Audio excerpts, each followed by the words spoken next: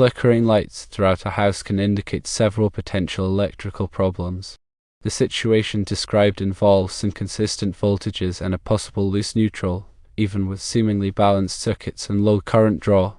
In voltage fluctuating between 110 volts and 114 volts on one leg and 126 volts and 130 volts on the other, while Hg remains consistently at 120 volts, strongly suggests a neutral issue. The fact that these readings normalize when the main breaker is shut off is a crucial clue. A loose neutral is a prime suspect, particularly given the stable Hg voltage.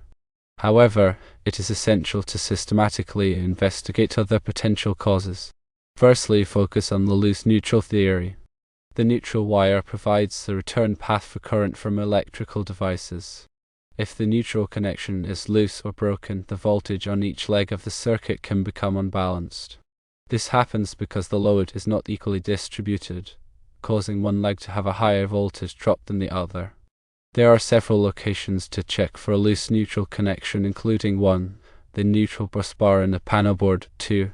The neutral connections at the meter socket, 3. The neutral connections at the outside disconnect switch, and 4. A neutral wire throughout the service entrance. Begin by visually inspecting the neutral bus bar in the panel board. Ensure that all neutral wires are securely connected. Tighten any loose screws or connections. Look for signs of corrosion or damage in the bus bar itself. Next, check the neutral connections at the meter socket.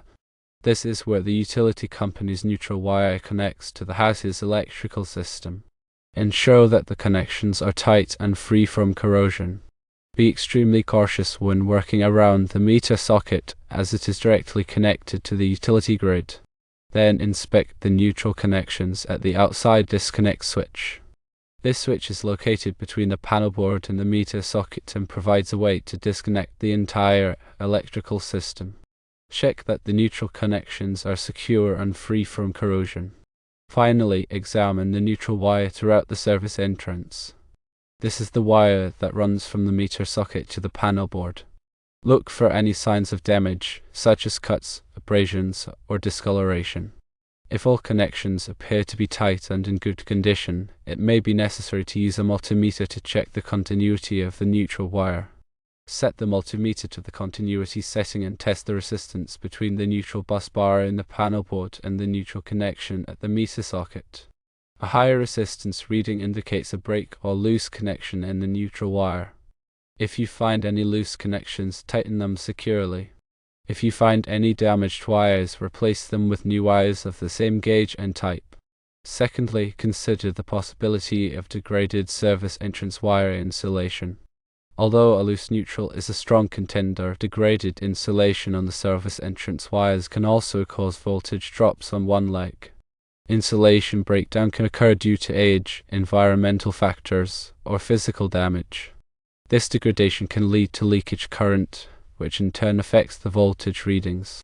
Perform a thorough visual inspection of the service entrance wires. Look for any signs of damage, such as cuts or abrasions on the insulation. Check for deterioration or discoloration of the insulation, which could indicate overheating or chemical exposure. If any damage is found, it is crucial to replace the affected wires. Contact a qualified electrician to handle this, as it involves working with the main power supply to the house. To further assess the integrity of the insulation, use an insulation resistance tester, also known as a megameter or megger. This device applies a high voltage to the wire and measures the resistance of the insulation. A low resistance reading indicates that the insulation is compromised. Other potential causes, while less likely given the symptoms, should not be ruled out prematurely. One possible cause is a ground loop. A ground loop occurs when there are multiple paths for ground current to flow, creating unwanted current in the neutral path. This can interfere with the voltage readings and cause flickering lights. Check for any stray ground currents flowing through the neutral path. Ensure that all grounding connections are properly made and that there are no unintentional ground paths. Another potential cause is a bad meter. Although less common, the meter itself may be malfunctioning and providing incorrect readings. A faulty meter can give inaccurate voltage readings, leading to misdiagnosis of the problem. To rule out this possibility, contact the utility company and request that they test or replace the meter. Adjacent utility interference is another remote possibility. Interference from a neighboring electrical system or a utility line can sometimes affect the voltage in a home. This is more likely to occur in areas with older infrastructure or high electrical demand. Contact the utility company to investigate whether there is any interference from neighboring systems. A faulty appliance could also contribute to the problem. Although the overall current draw is low, one of the appliances in the home could be drawing excessive current and causing the voltage drop. This is more likely to occur with appliances that have motors or heating elements, such as refrigerators, air conditioners, or electric heaters. Unplug and test appliances one by one to narrow down the issue. Monitor the voltage readings while each appliance is disconnected. If the voltage returns to normal when a particular appliance is unplugged, that appliance is likely the source of the problem. A loose or damaged service transformer tap could also be the cause. If there is a transformer between the utility pole and the house, loose or damaged tap can cause voltage imbalances. This is more likely to occur in older neighborhoods with aging infrastructure. The transformer is responsible for stepping down the high voltage electricity from the utility lines to the 240 volts used in homes. If a tap on the transformer is loose or damaged, it can cause an uneven distribution of voltage to the two legs of the service. Contact the utility company to inspect the transformer and repair any loose or damaged taps.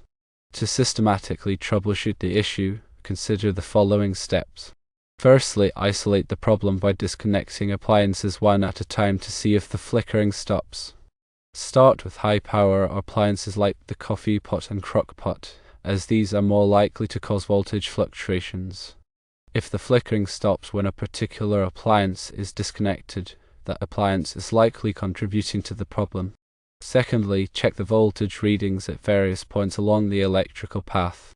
Use a multimeter to measure the voltage at the paddleboard, the meter socket, and the service entrance. This will help to identify where the voltage drop is occurring. Thirdly, measure the current draw on each circuit to identify any overloads.